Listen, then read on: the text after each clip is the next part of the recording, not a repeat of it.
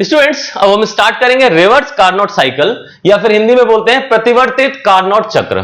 तो प्रतिवर्तित कार्नोट चक्र या फिर रिवर्स कार्नोट साइकिल, इसके बारे में हम लोग पढ़ने वाले हैं। देखिए, रिवर्स कार्नोट साइकिल वही कार्नोट साइकिल है, याद रखिए, जो कि हम थर्मल इंजीनियरिंग में पढ़ रहे थे, लेकिन उसका ठीक जो है यहां पर जो है चक्र उल्टा हो जाएगा। यहां पर रेफ्रिजरेटर को जो है हम चलाएंगे, वर्क हम देना है यहां पर, तो इसीलिए जो है रिवर्स कार्नोट साइकिल हो जाएगा। ठीक है, चलिए हम स्टार्ट करते हैं। स्टूडेंट्स, स्टार्ट करते हैं रिवर्स कार्नोट साइकिल। इसको हिंदी में बोलते हैं प्रतिवर्तित कार्नोट चक्र। और प्रतिवर्तित कार्नोट चक्र जो है हमारा, ये रेफ्रिजरेशन में हमारा आइडियल चक्र होता है। मतलब reverse Carnot cycle is a ideal cycle for refrigeration system. मतलब अब जितनी भी साइकिल बनेगी उसका जो है कंपैरिजन किससे होगा?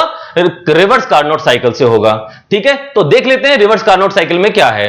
तो यहां पर a refrigerating system working on reverse Carnot cycle, मतलब कोई रेफ्रिजरेटिंग सिस्टम होगा जो क्या करेगा?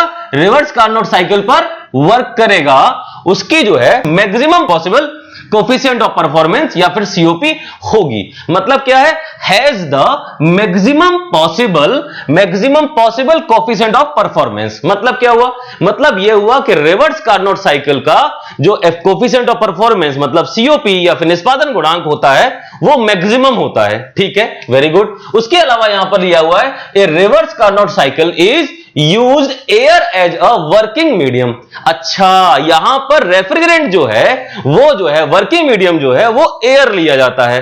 ठीक है, तो समझ गए, ये एक ऐसा जो है हमारा साइकिल है जिसमें जो है सीओपी जो है मैक्सिमम निकलती है। मतलब इससे ऊपर किसी की सीओपी नहीं होगी, कोई भी साइकिल बना लेंगे। और दूसरा यहां पर वर्किंग मीडियम जो है वो एयर लिया जाता है। तो एयर को जो है यहां पे जो है रेफ्रिजरेंट है उसके तौर पे इस्तेमाल करते हैं। ठीक है, इसको हिंदी में देख लें, क्या लिखा है? प्रतिवर्तित कार्नोट चक्र। प्रतिवर्तित कार्नोट चक्र पर आधारित प्रशीतन निकाय। तो जो हमारा रेफ्रिजरेटिंग सिस्टम है, प्रशीतन निकाय है, उसका सीओपी जो है निष्पादन गुणांक जो है वो क्या होता है? सर्वाधिक होता है, सबसे ज्यादा होता है। और इसमें वायु को, मतलब एयर को, वायु को कार्यकारी माध्यम मतलब रेफ्रिजरेंट के रूप में प्रयोग किया जाता है। ठीक है, तो इस तरह से हम कह सकते हैं रेफ्रिजरेंट जो है यहां पर एयर को जो है एज अ वर्किंग फ्लूइड इस्तेमाल करते हैं। ठीक है,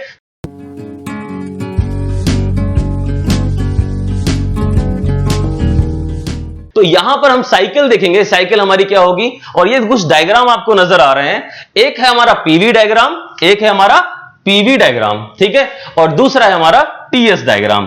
पीवी डायग्राम का मतलब यह होगा प्रेशर और वॉल्यूम के बीच में एक कोई हमारा जो है डायग्राम बनेगा, और एक हमारा टेम्परेचर और एंट्रोपी के बीच में डायग्राम बनेगा। एंट्रोपी को कई बुक्स जो है वो फाई के माध्यम से डिनोट करती हैं, मतलब फाई जो है वो एंट्रोपी बोला जाता है। ठीक है, कोई दिक्कत नहीं है, यहां पर एस दिया हुआ है, अधिकतर बुक में एस के माध्यम से एंट्रोपी को निर्देशित किया गया है। ठीक है, तो टेम्परेचर और एंट्रोपी डायग्राम टीएस डायग्राम कहलाएगा, और दूसरा प्रेशर और वॉल्यूम डायग्राम पीवी डायग्राम कहलाएगा। ठीक है, तो अब देखते हैं इसका पीवी डायग्राम जो है किस तरह से काम होता है। एग्जाम में अगर क्वेश्चन आएगा तो आपको जो है पीवी डायग्राम और टीएस डायग्राम दोनों बताने पड़ेंगे, इनकी प्रोसेस भी बतानी पड़ेगी। तो फिलहाल स्टार्ट करते हैं प्रेशर और वॉल्यूम। अब देखते हैं, प्रेशर जो है हमारा ये पोर्शन है, वॉल्यूम हमारा जो है हॉरिजॉन्टल लाइन से शो कर रहा है। अब देखते हैं यहां पर 1 2 3 4 फिर से 1, मतलब क्या हुआ? कोई प्रोसेस 1 से स्टार्ट हो रही है, 2 3 और 4 और फिर से वापस 1 पे जा रही है। इसका मतलब ये एक हमारा साइकिल है। ठीक है, ये कंफर्म हो गया कि ये हमारी एक साइकिल है। अच्छा, रिवर्स कार्नोट साइकिल में 2 प्रोसेस आइसेंट्रोपिक और 2 प्रोसेस आइसोथर्मल होती हैं। चलिए हिंदी में बताते हैं। 2 प्रोसेस जो हैं वो हमारी क्या है? रुद्धोष्म प्रक्रम की होती हैं, और 2 प्रोसेस जो है हमारी समतापी प्रक्रम की होती हैं। तो 1 से 2 तक हमने क्या किया? हमने जो एयर है उसको कंप्रेस किया, दबाया। तो एयर कंप्रेस होगी तो प्रेशर बढ़ेगा, बिल्कुल बढ़ेगा।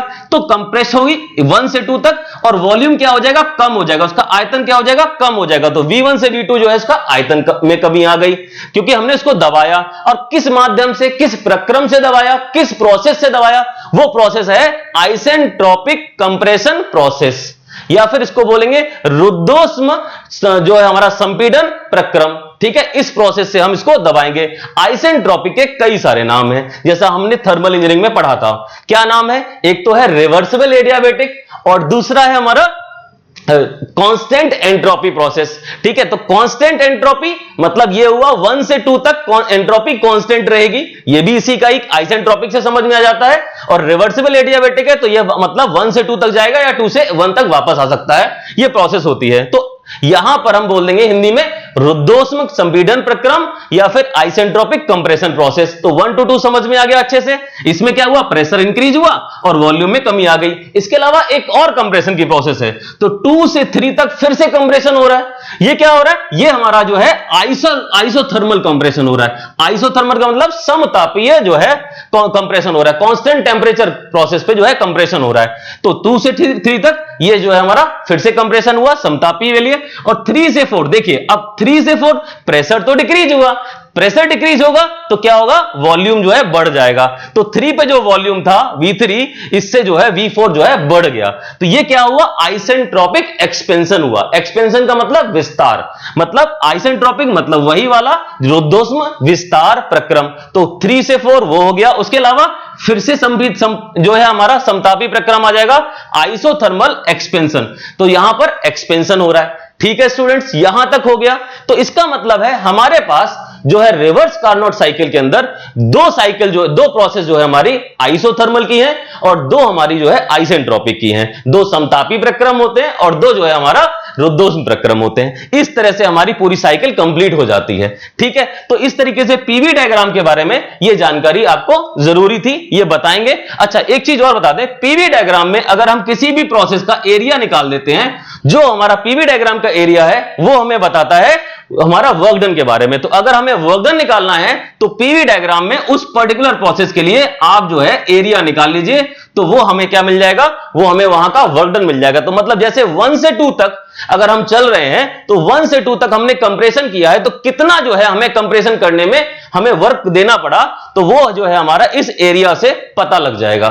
ठीक है, तो यहां पीवी डायग्राम जो है हमें क्या बताता है, जो हमें बताता है वर्क डन कितना लगेगा। ठीक है, चलिए आगे देखते हैं। जो है टीएस डायग्राम, टेम्परेचर और एंट्रोपी डायग्राम, इसे टीएस डायग्राम बोलते हैं। अब देखो 1 से 2 तक हमारा आइसेंट्रोपिक था, इसको जो है कांस्टेंट एंट्रोपी प्रोसेस भी बोलते हैं। तो यहां पे एंट्रोपी क्या होगी, यहां पे कांस्टेंट होगी, मतलब यहां पर S1 और S2 क्या हो जाएंगे, हमारे कांस्टेंट हो जाएंगे। तो S1 इक्वल्स टू S2 हो जाएगा।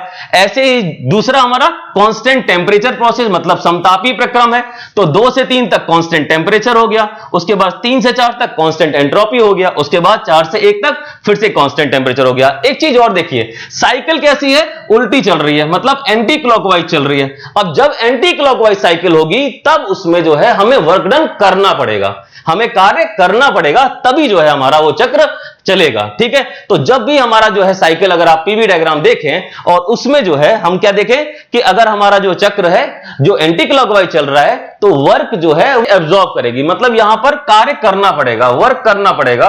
इस तरह की साइकिल्स जहां पे होती है वहां हमें कार्य करना पड़ता है, तो रेफ्रिजरेशन में हमें वर्क करना पड़ता है। ठीक है, लेकिन अगर यहीं पे हमारी क्लॉकवाइज साइकिल होती, जो इंजन की साइकिल थी वो हमारी कैसी थी, क्लॉकवाइज थी।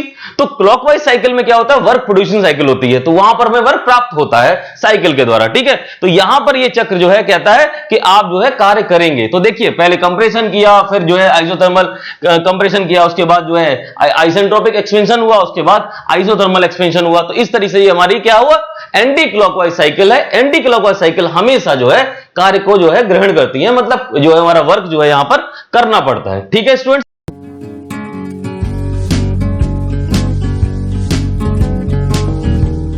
चलिए ये देख लिया। अब हम देख लेते हैं हमारी नोट्स के हिसाब से कि कौन कौन सी प्रोसेस को हम किस तरह लिखते हैं। ठीक है, तो पहली साइकिल जो हमारे पास थी, पहली प्रोसेस जो है हमारी 1 to 2 क्या है, आइसेंट्रोपिक कंप्रेशन प्रोसेस है।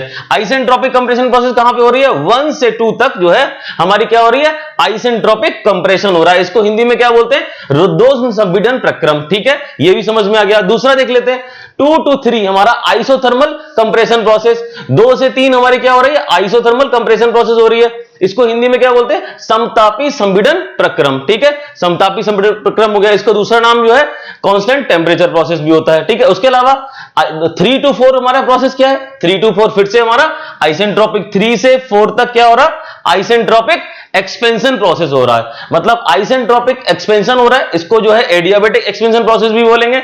ठीक है स्टूडेंट्स। उसके बाद इसको हिंदी में बोलते हैं रुद्धोष्म जो है प्रसार प्रक्रम। रुद्धोष्म प्रसार प्रक्रम का मतलब वही एडियाबेटिक वाला, ठीक है। तो उसके अलावा जो है 4 to 1 हमारी प्रोसेस क्या होगी, आइसोथर्मल एक्सपेंशन प्रोसेस, और इसे समतापी प्रसार प्रक्रम भी बोलते हैं, ठीक है। तो देखिए स्टूडेंट, चारों प्रक्रम जो है हमने प्रॉपर लिख लिए हैं। अब हम क्या करेंगे, हमारे पास साइकिल है, क्या है, रिवर्स कार्नोट साइकिल, और रिवर्स कार्नोट साइकिल के लिए क्या करेंगे हम, अब हम सीओपी फाइंड आउट करेंगे, ठीक है। तो सीओपी फाइंड आउट करने के लिए क्या होगा, अब देखो, अगर हमारे पास यहां पे केवल कार्नोट चक्र होता, कार्नोट साइकिल होती जो कि इंजन के लिए इस्तेमाल करते हैं, तो हम यहां पर एफिशिएंसी निकालते हैं। लेकिन अभी क्या है, रिवर्स कार्नोट साइकिल है, मतलब ठीक उल्टा है, तो हम क्या बोलेंगे, यहां पर जो है रेफ्रिजरेशन के लिए इस्तेमाल करें साइकिल, और रेफ्रिजरेशन के लिए हमारी सीओपी निकाली जाती है।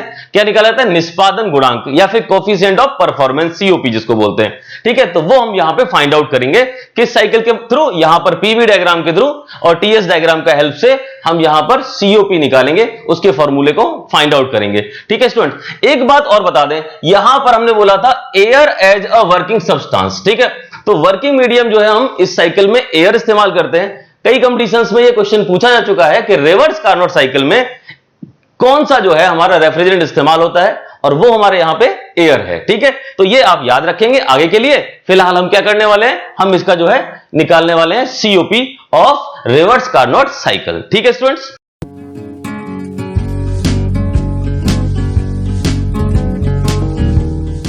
स्टूडेंट्स, अब हम लोग पढ़ने वाले हैं रिवर्स कार्नोट साइकिल के लिए एक जो है सीओपी, ठीक है।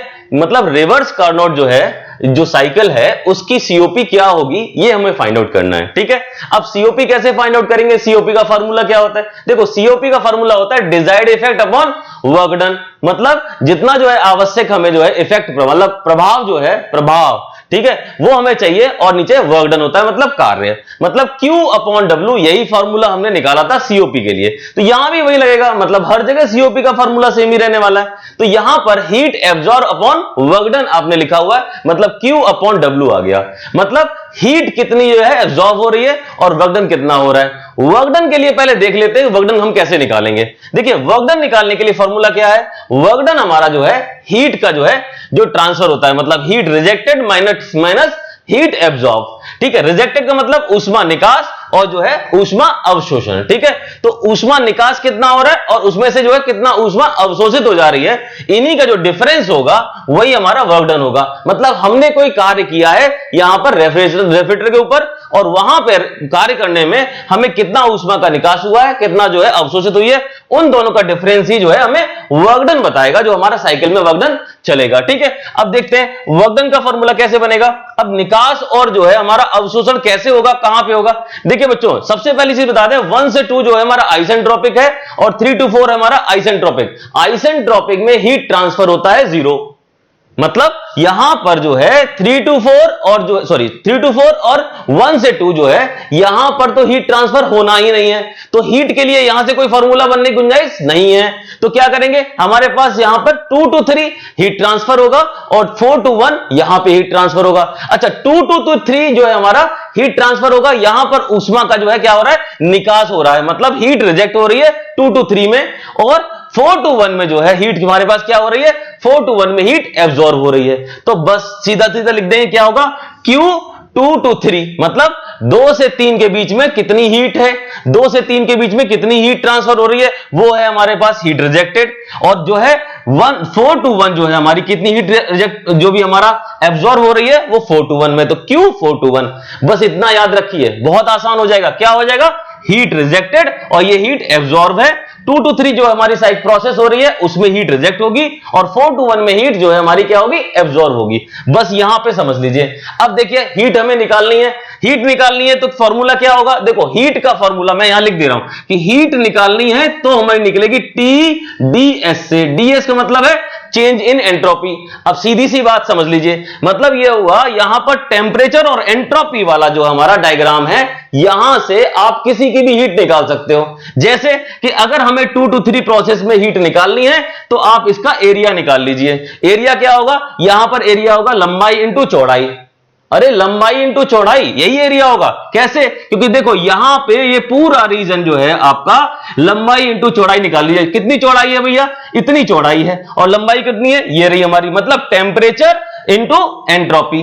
यही तो होगा T इंटू एस। अब एस तो चेंज हो रही है, टेम्परेचर क्या है हमारा, कांस्टेंट है। तो देखो हमारा टेम्परेचर क्या है, कांस्टेंट है। कितना टेम्परेचर है भैया यहाँ पे, T2 टेम्परेचर है या फिर T3 है, हम T2 ले रहे हैं। तो T2 टेम्परेचर हमारा हो गया इंटू एंट्रोपी कितनी है, यहां पे एंट्रोपी कितनी है, यहां पर S2 है, यहां पे S3 है। तो यहां पे S2 माइनस S3, S2 ज्यादा है और S3 कम है, तो S2 में से S3 घट जाएगा। तो temperature into entropy, temperature into change in entropy, यही हमने यहां पे लिखा हुआ है।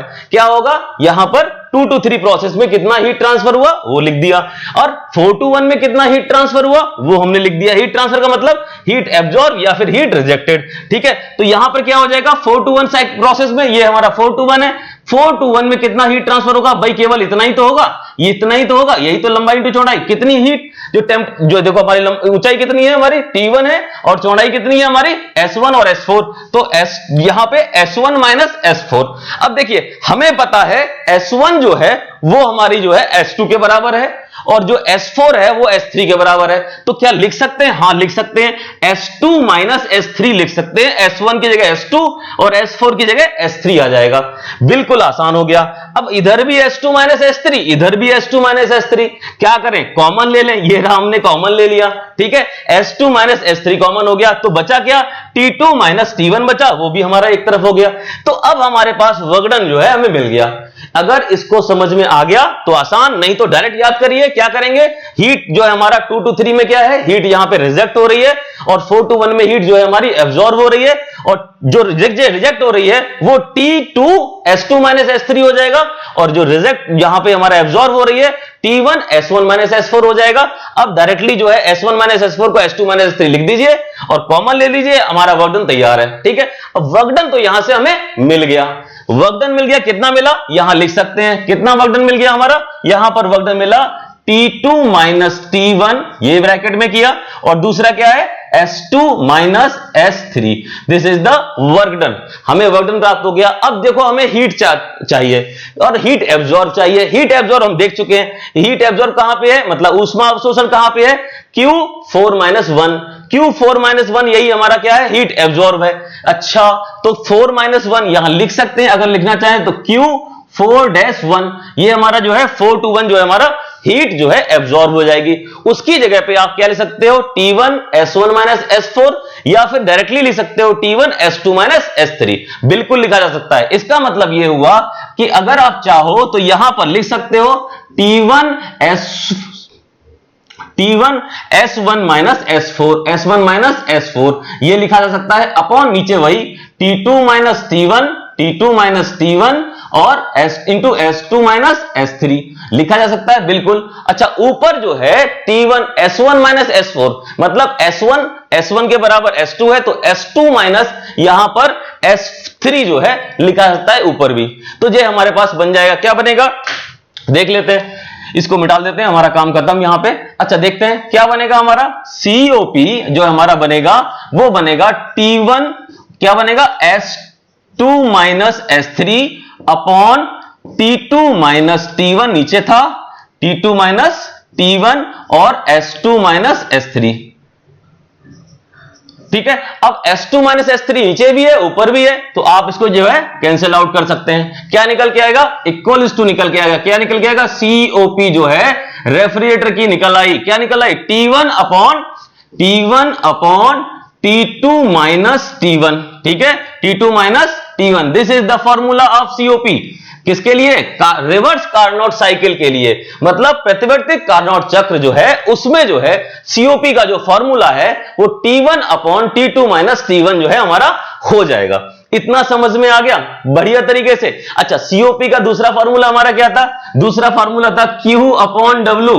बिल्कुल भाई, अगर हमें हीट दिया हुआ है, कितना हीट एब्जॉर्ब हो रहा है, कितना हीट अवशोषित हो रही है, ऊष्मा अवशोषण जितना हो रहा है वो दिया हुआ है, और वर्क डन दिया हुआ है, तो हम वहां से COP डायरेक्ट निकाल सकते हैं। लेकिन अगर बोल दे कि ये जो हमारी जो हमारा रेफ्रिजरेशन है, ये कोई सिस्टम है, वो हमारा अगर रिवर्स कार्नोट साइकिल पे चल रहा है, तो हमारे पास टेम्परेचर दिया होगा, और टेम्परेचर जो है हमारा लगाएंगे डायरेक्टली हम COP निकाल सकते हैं, ठीक है स्टूडेंट्स। तो एक चीज और बता दें आपको, टेम्परेचर जो है यहां पर केल्विन में लगाना है, किसमें, केल्विन में, डिग्री केल्विन में हमारा टेम्परेचर यहां पे लगाया जाएगा, इस्तेमाल किया जाएगा। तो ये हमारा जो है हमारा रिवर्स कार्नोट साइकिल के लिए, प्रतिवर्तित कार्नोट चक्र के लिए कोफिशिएंट ऑफ परफॉर्मेंस, सीओपी है निष्पादन गुणांक, ठीक है। तो यहां पर लिख सकते हैं हिंदी में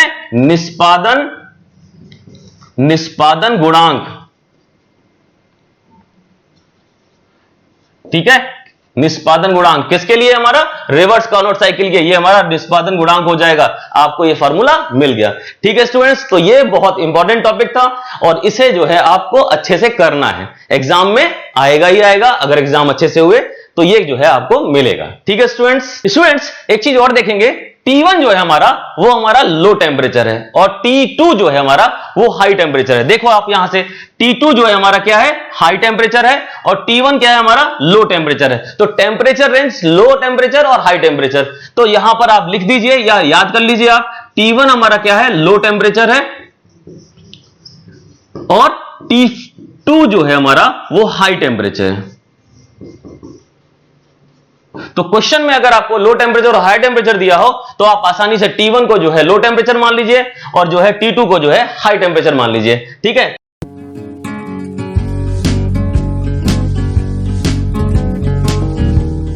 स्टूडेंट्स स्टार्ट करते हैं एक न्यूमेरिकल कार्नोट साइकिल के ऊपर, ठीक है। देखते हैं क्या है। A refrigeration machine working on a Carnot cycle, एक रेफ्रिजरेशन मशीन है जो कि कार्नोट साइकिल पे वर्क कर रही है, ठीक है। और ऑपरेट्स बिटवीन 305 के और 260 के, मतलब 305 के मतलब केल्विन एंड 260 के मतलब 260 केल्विन, ठीक है। डिटरमाइन द सीओपी, अब सीओपी निकालनी है। चलिए एक बार हिंदी में देख लेते हैं। प्रशीतन मशीन है, कार्नोट चक्र पर काम कर रही है, 305 डिग्री के और 260 के, यहां पर 305 केल्विन और 260 केल्विन पर कार्य करती है। ये हमारा जो है दे रखा है टेम्परेचर रेंज। उसके अलावा क्या बोला है? निष्पादन गुणांक ज्ञात कीजिए। निष्पादन गुणांक ज्ञात कीजिए मतलब सीओपी निकालने के लिए बोल रहा है, मतलब सीओपी ऑफ रेफ्रिजरेटर। और बताया क्या है? वो जो रेफ्रिजरेटर है वो कार्नोट साइकिल पे काम कर रहा है, ये मतलब रिवर्स कार्नोट साइकिल पे काम कर रहा है। तो हम उसके लिए सीओपी निकालेंगे। तो हमें निकालना क्या है? सीओपी निकालना है रेफ्रिजरेटर के लिए। बस ये हमारा क्वेश्चन है। दिया क्या है एक बार देख लेते हैं। लो टेम्परेचर दे रखा है कितना? 260 केल्विन और हाई टेम्परेचर दे रखा है 305 केल्विन, ठीक है। तो निम्न तापमान T1 हम डिनोट करते हैं T1 से, आपने डेरिवेशन में देखा, और हाई टेम्परेचर जो है वो T2 से डिनोट करते हैं, ठीक है। 305 दे रखा है यहां पे 260 केल्विन दे रखा है। तो एक चीज करते हैं, सबसे पहले इसका फॉर्मूला लगाते हैं। क्या होता है? निष्पादन गुणांक,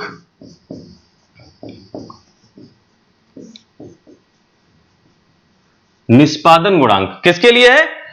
ये हमारा कार्नोट साइकिल के लिए है। तो COP for refrigerator equal to क्या होगा? T1 upon T2 minus T1। This is the formula, यही तो फॉर्मूला है। केल्विन में दे रखा है, हमें अगर केल्विन में ना दिया होता तो इसको डिग्री केल्विन बनाते, डिग्री सेल्सियस में दिया होता तो डिग्री केल्विन बनाते 273 का मतलब जोड़ के, ठीक है। तो T1 कितना हो गया?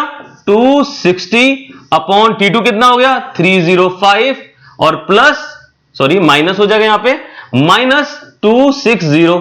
बस डायरेक्ट आंसर आ गया आपका, ठीक है। जो भी आपका आंसर आ जाएगा क्या आ जाएगा? COP of refrigerator equal to कितना हो जाएगा? कैलकुलेशन कर लीजिए, क्या निकल के आएगा? 5.78, ठीक है। तो COP हमारी इस मशीन के लिए निकल के आ गई, ठीक है। तो यहां से ये क्वेश्चन हमारा सॉल्व हो जाएगा। हमें अगर टेम्परेचर दिए हुए हैं तो हम आसानी से जो है क्या निकाल सकते हैं? COP ऑफ रेफ्रिजरेटर निकाल सकते हैं। तो आपने आसानी से निकाल लिया क्योंकि T1 upon T2 minus T1 ये आपका फॉर्मूला है, ठीक है स्टूडेंट्स।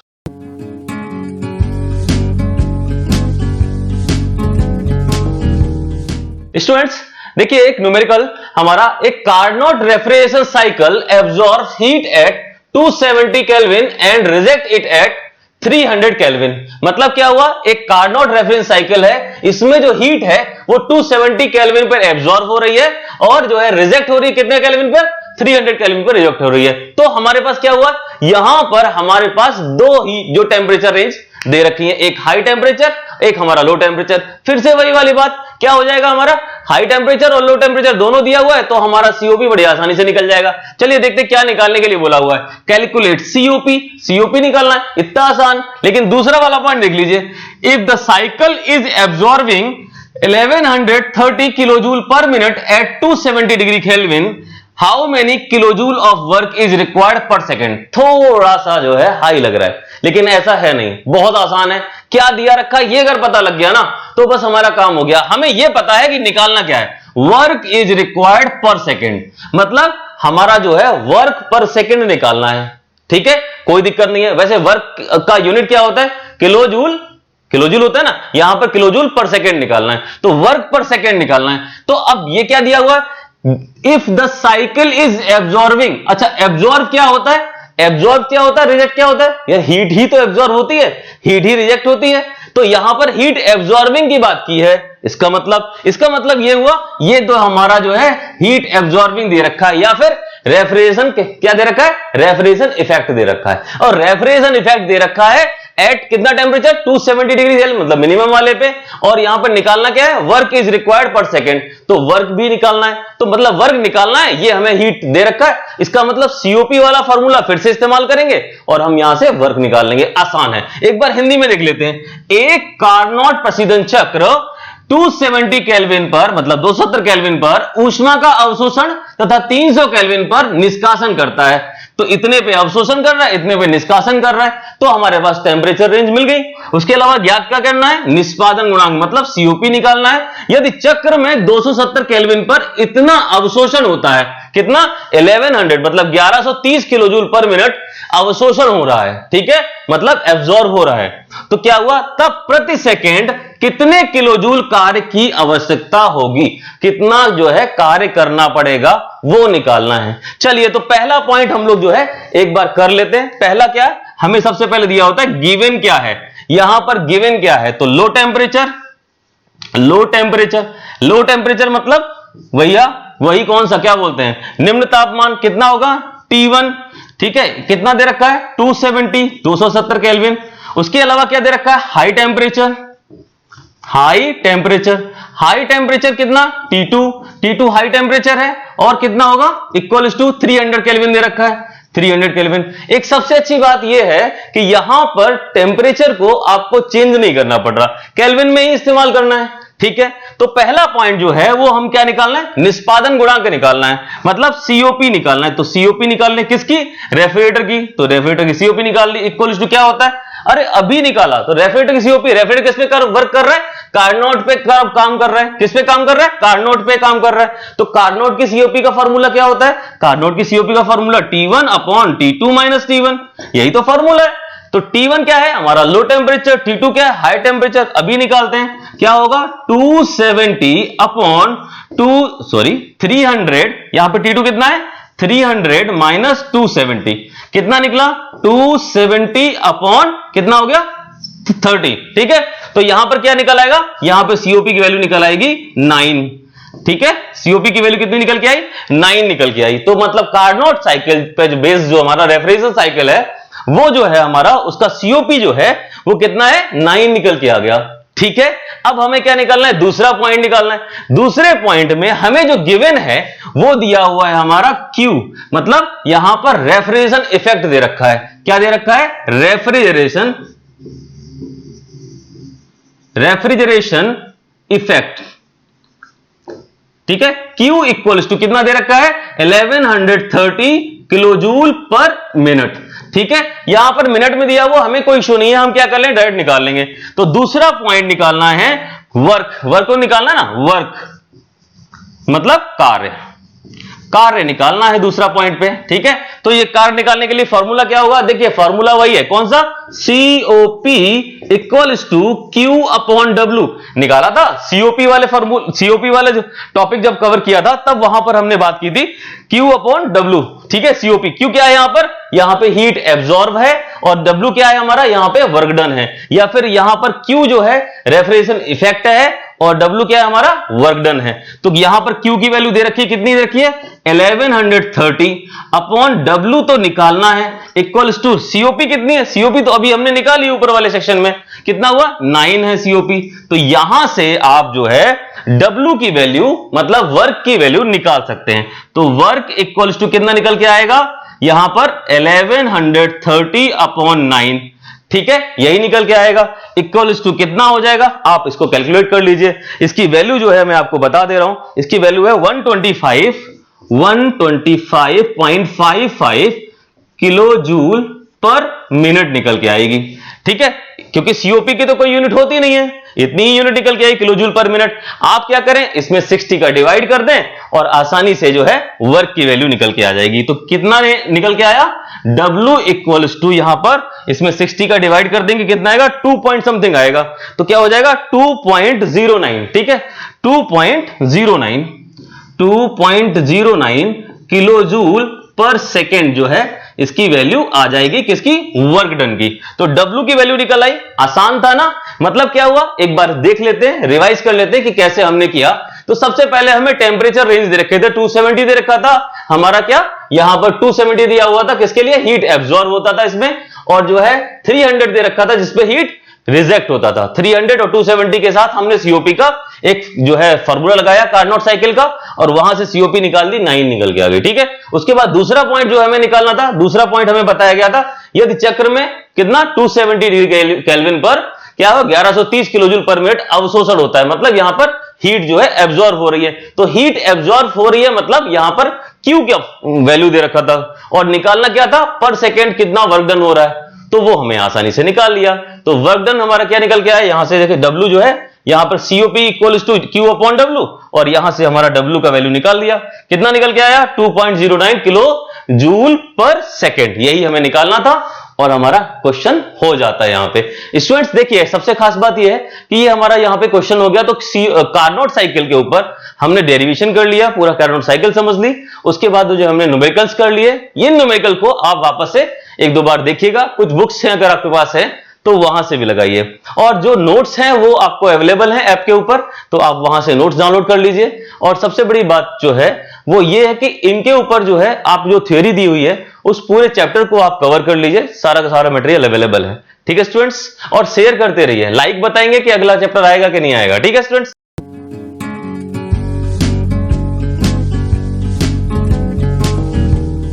स्टूडेंट्स देखते हैं हमारा नेक्स्ट टॉपिक है हमारा application of refrigeration and air conditioning. अच्छा, रेफ्रिजरेशन एयर कंडीशनिंग का जो है अनुप्रयोग, मतलब प्रशीतन और वातानुकूलन के अनुप्रयोग पढ़ने वाले हैं। अनुप्रयोग का मतलब क्या हुआ, अनुप्रयोग का मतलब देखो, आपने पहले देखा था नेसेसिटी, मतलब आवश्यकता क्या थी, अब यहां पे अनुप्रयोग है। तो हमें पता है आवश्यकता जो है हमारी आविष्कार की जननी है, तो सबसे पहले क्या आएगा, नेसेसिटी आएगा। तो पहले नेसेसिटी आया, फिर आपने आविष्कार किया, मतलब उसकी खोज की, उसके बाद जो है आपका उसको हम एप्लीकेशन करेंगे, उसका मतलब अनुप्रयोग करेंगे। तो ये जो है हमारा इस चैप्टर का लास्ट टॉपिक भी है, और ये अनुप्रयोग जो है ये बताएंगे कि मतलब रेफ्रिजरेशन जो है हम कहां कहां इस्तेमाल कर रहे हैं, एयर कंडीशनिंग कहां कहां इस्तेमाल कर रहे हैं। ठीक है, तो हम एक बार देख लेते हैं क्या क्या हमारे पास कुछ पॉइंट्स हैं। पहला पॉइंट है आवासीय भवनों का अनुकूलन, मतलब ये हुआ कि रेजिडेंशियल बिल्डिंग का जो है हम एयर कंडीशनिंग कर रहे हैं, तो air conditioning of residential building.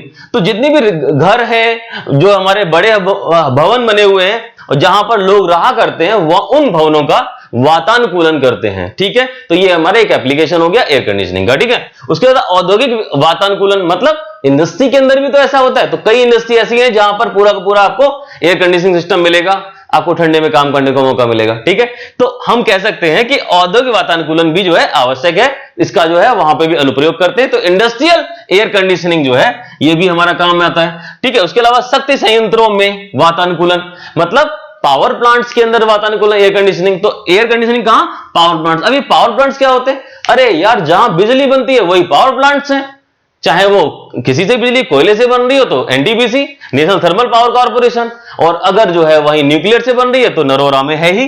तो आगे देखते हैं यातायात के साधनों में, मतलब ये हुआ ट्रांसपोर्टेशन में, अरे यार बस आजकल एसी की हो गई हैं, गाड़ियां जो हैं जहां पे हम इस्तेमाल कर रहे हैं, तो जितने भी हमारे ट्रांसपोर्टेशन सिस्टम है या फिर इन मींस ऑफ ट्रांसपोर्टेशन, मतलब वहां पर आप जो है रेफ्रिजरेशन एयर कंडीशनिंग का इस्तेमाल कर रहे हैं। ठीक है, उसके बाद खाद्य पदार्थों के संरक्षण में, अब ये टॉपिक, ये पॉइंट आपने देखा था कि नेसेसिटी के अंदर भी था और यहां पर एप्लीकेशन में भी है, मतलब फूड प्रिजर्वेशन के लिए भी जो है हम इसका इस्तेमाल करते हैं एयर कंडीशनिंग का। ठीक है, उसके अलावा सैटेलाइटों के शीतलन में, अब देखो आपने सैटेलाइट्स भेजी हैं, वो सैटेलाइट जो है वो क्या कर रही है, वो हमारी जो है पृथ्वी से बाहर है, तो क्या हो रहा है वहां पर जो है आपको जो है रेफ्रिजरेशन करना है, तो वो भी जो है हम कर पाएंगे। ठीक है, तो इसका अनुप्रयोग ये भी है। उसके अलावा समुद्री पोतों के शीतलन में, अब जितने भी हमारे पास जो है मरीन वेसल्स हैं, उन मरीन वेसल्स के लिए जो है आप इस्तेमाल करते हैं रेफ्रिजरेशन।